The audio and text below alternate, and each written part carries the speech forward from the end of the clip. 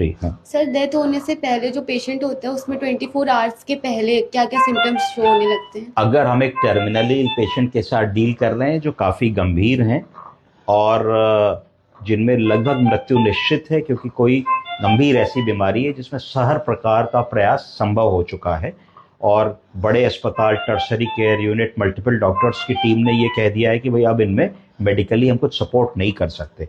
तो क्या लक्षण हमको दिखेंगे ऐसे पेशेंट में? पहला चीज़ है कि जो ब्रीदिंग होगी वो सिग्निफिकेंटली स्लो हो जाएगी।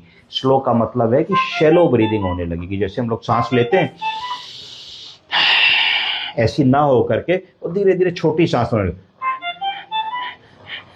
शैलो ब्रीदिंग हो जाएगी। मतलब रेस्पिरेटरी रेट तो बढ़ता चला जाएगा, यानी कि 1 मिनट में अगर हम 16 से 20 बार सांस लेते हैं तो जब हम मृत्यु के समीप होंगे तो वो रेस्पिरेटरी रेट बढ़ के 40, 50, 60, 70 तक हो जाएगा, पर इंस्पिरेटरी फेज बहुत छोटा होता चला जाएगा, जिससे गैस एक्सचेंज कम होने लगेगा। उसके बाद क्या होगा कि दो सांसों के बीच का जो डिस्टेंस है वो बढ़ जाएगा, जिसको एपनिया कहेंगे। क्या कहेंगे?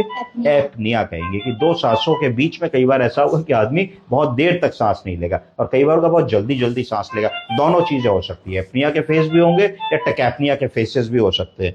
उसके बाद जो व्यक्ति होगा वो धीरे धीरे तुम देखोगे कि उसकी चेतना चली जाएगी, वो व्यक्ति अनरिस्पॉन्सिव हो जाएगा और वो रिस्पॉन्स करना, बात करना, बोलना, सब चीज उसकी बंद हो जाएगी और ऐसा लगेगा तुमको कि वो व्यक्ति एक कोमा की तरफ चला गया, एक डीप स्लीप की तरफ चला गया और वो आदमी को अब क्या हो रहा है, क्या बातें हो रही हैं, क्या मिलने वाले लोग आए हैं, कोई कम्युनिकेशन उस मरीज से स्थापित हमारा नहीं हो पाएगा। कई बार ऐसा होता है कि आंखें परमानेंटली खुल जाती हैं और खुली रहती हैं, तो ये भी एक संकेत है कि टर्मिनल इवेंट आने वाली है। कई बार ऐसा होता है कि आंखें ब्लिंक नहीं करता मरीज, खुली हैं तो खुली रहेंगी, बंद है तो बंद रहेंगी। हाथ और पैर जो हैं मरीज के और पेरिफ्रीज जो हैं वो तुम देखोगे टर्मिनल इवेंट से पहले बिल्कुल पेल हो जाती हैं, सफेद सफेद से दिखने लगते हैं, ठंडे दिखने लगते हैं। ऐसा क्यों होता है?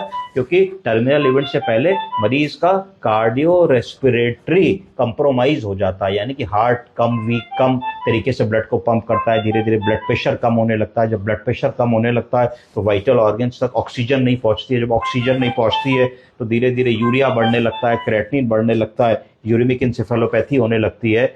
तो इस तरीके की चीजें बिल्कुल एक शट डाउन प्रोसेस हो जाती है। जब हार्ट ही ब्लड को पंप नहीं करेगा तो धीरे धीरे रक्त का प्रवाह रुकेगा, रक्त का प्रवाह रुकेगा तो ना पल्स मिलेगी तुमको, ना पेरिफेरल पल्स मिलेगी, सेंट्रल पल्सेस भी बहुत फीबल हो जाएंगी और धीरे धीरे मरीज की बॉडी तुमको ऐसा लगेगी कि ठंडी हो रही है। और जब ये सब होता है तो तुम्हें 1-2 दिन पहले से दिखेगा कि भाई यूरिन आउटपुट आना बंद हो गया, धीरे धीरे एसपीओ2 मेजर नहीं हो रहा है, मॉनिटर नहीं हो रहा है। तो ये सब चीजें अगर दिख रही है किसी भी मरीज में तो मोटा मोटा समझा जाता है कि भाई वो 24 से 48 घंटे का समय अब मरीज के पास है। समझ गई आप? Thank you sir.